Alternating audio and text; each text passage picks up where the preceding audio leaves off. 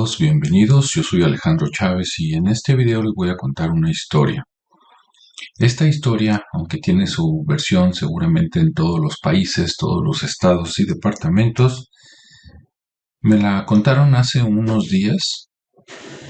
Un guardia, fui a la Casa Museo Zuno y mientras abrían al público, eh, estuve platicando con el guardia velador que se queda en la noche a cuidar la casa. Una vez platicando con confianza, le pregunté que si ahí no había fantasmas que se aparecían en la noche. Me dijo que no, que ahí no se aparecía nada, pero ya con esa confianza y habiendo tocado el tema, me contó de otras casas, otros terrenos, y el relato fue el siguiente. Este relato tiene dos versiones, una positiva y una negativa. Vamos empezando por la negativa, que es la que tiene moraleja. Bien, la negativa sería un relato como el siguiente. Tenemos al señor Hilario, que era un agricultor que tenía algunas hectáreas. Estamos hablando de los años por allá entre 1880 y 1910. Y entonces, pues él trabajaba su tierra, de ahí sacaba para comer y también criaba, pues por ahí pollos, gallinas, puercos, tal vez hasta vacas lecheras. ¿Sí? Bueno, don Hilario ya tenía cierta edad y su esposa había fallecido hace muchos años. Tenía solo un hijo, que pues era su adoración. Cuando este hijo termina la educación secundaria, que acá en México sería más o menos por ahí como la edad de unos 15 años, la ilusión de Hilario era que su hijo se quedara a trabajar la tierra y que heredara las hectáreas una vez que él muriera y se quedara por ahí pues a vivir, ¿no? Pero resulta que el joven tenía otros planes, el joven quería salir del pueblo, quería ir a conocer el mundo, ¿no? Ver qué había después más allá de las montañas, más allá del mar. Y entonces un día se despidió, Hilario pues comprendió pues las ganas, ¿no? De salir a conocer el mundo de su hijo y pues le dijo adiós. Pero Hilario siempre, en su corazón, siempre esperaba que su hijo volviera, pensaba que a lo mejor se iba a ir unos 5 años, 10 años a lo mucho y después se regresaría, tal vez con familia, ¿no? Con una esposa, algunos hijos y regresaría pues a heredar la tierra, tener un lugar propio por herencia donde vivir hasta que fuera anciano igual que él. Bueno, entonces Hilario se dedicó a trabajar la tierra y como ya era una persona solo, todo lo que vendía, todo lo que producía lo cambiaba y en aquel tiempo todavía teníamos monedas de plata y con algo tal vez de oro, monedas de plata, de oro y de bronce, que él estuvo guardando por ahí, como se dice, debajo del colchón, y después empezó a guardarlos en un gran jarrón de barro hasta que se llenó.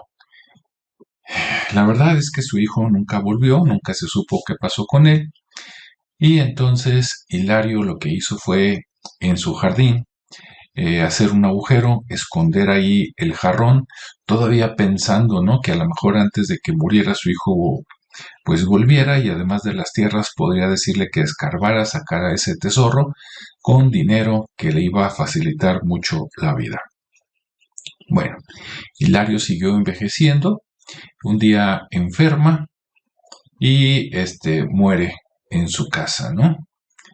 Muere relativamente solo, nadie se da cuenta, nadie supo del tesoro, no le contó a nadie, no quería confiar en alguien que arriesgarse a que lo robara, ¿no? Que escarbara por ahí en la noche para sacar el tesoro y entonces es un secreto que se llevó a la tumba. Como les digo, su hijo nunca volvió. ¿Qué pasó? Pues que el terreno, al no tener un heredero después de un tiempo, pues lo confiscó el gobierno y el gobierno después de muchos años lo vendió a una inmobiliaria. Para eso ya estamos hablando del siglo XX. Esta inmobiliaria al tener muchas hectáreas, quería construirlo pues en una colonia de clase media, media alta y sacar pues mucho dinero con esto. Entonces llegaron un día los obreros, la maquinaria empezaron a tirar la antigua casa que era de Hilario, sí, y a borrar lo que quedaba de esos plantíos, ¿no? Esos huertos, y pues empezaron a construir las casas. Para buena o mala suerte, resulta que nunca excavaron en el lugar que había sido el patio donde estaba el jarrón.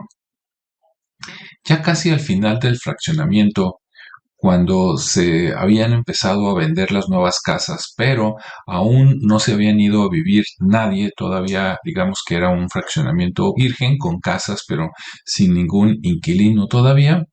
Se tenía por ahí a un vigilante, un velador, ¿verdad? Para que cuidara, obviamente, estas casas, que se conservaran en buen estado y que no se fueran a meter por ahí vagos en la noche, ¿no? Para hacer uso de las casas todavía solas, para, pues ya ver los vagos, ¿no? Ahí para pasar una noche, este, como alguna vagancia, ¿no? Como algún acto tal vez de rebeldía y que las fueran a pintar, rayar, romper vidrios, etcétera. No, para eso ahí estaba este velador al que vamos a poner de nombre Juan.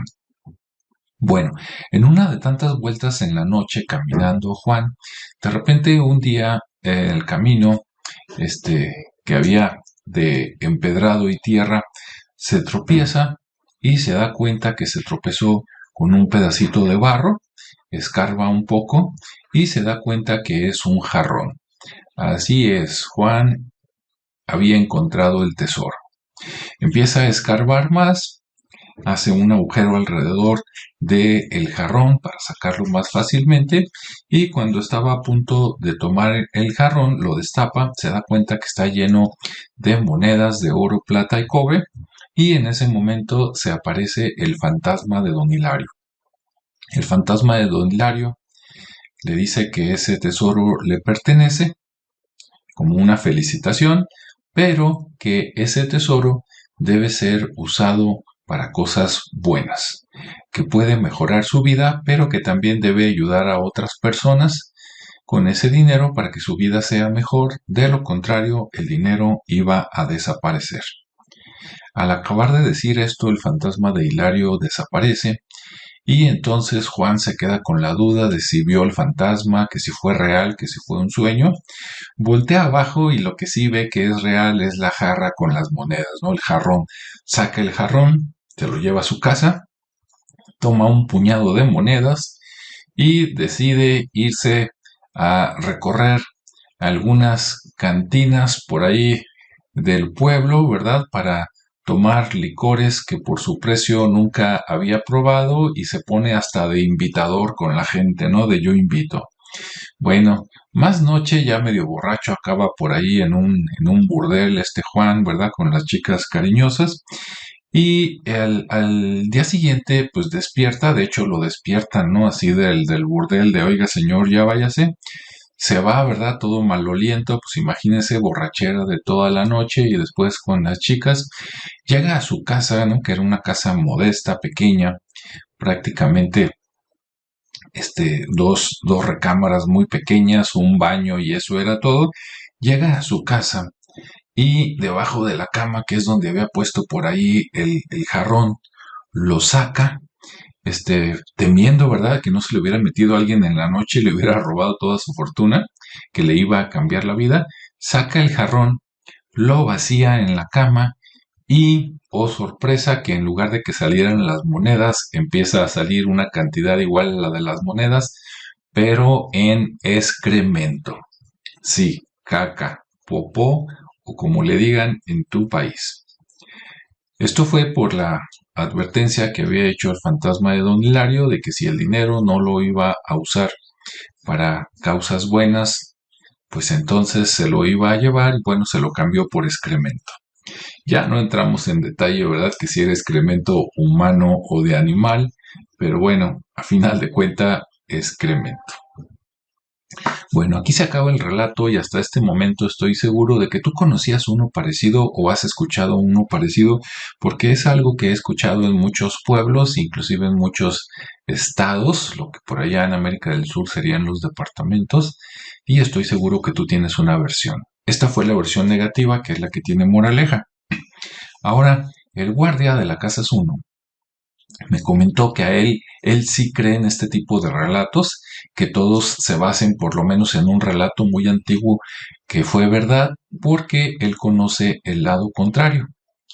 Él dice que conoce a una persona que hacía trabajos entre albañilería y también vigilante en la noche y que de repente haciendo trabajos en alguna propiedad, probablemente de la Universidad de Guadalajara en la noche también, que escarbando se encontró un tesoro, se encontró un jarrón, pero ¿qué hizo esta persona? Fíjense qué inteligente y también qué buen corazón. Lo que hizo esta persona fue agarrar el tesoro, llevárselo a su casa, no decirle a nadie. Al día siguiente sí, se presentó a trabajar y siguió trabajando hasta que se acabó la obra, probablemente 2, 3 meses después de su hallazgo. Mientras no tocó dinero de ese jarrón, claro que investigó un poquito por ahí, ¿verdad? El precio del oro, de la plata, para saber más o menos a cuánto equivalía de manera muy discreta, como si nada más él fuera, en lugar de vender, fuera a comprar tal vez 1 o 2 monedas, lo que acá en México se llaman las famosas onzas Troy, ¿verdad? Y fue muy discreto, no se lo contó a nadie.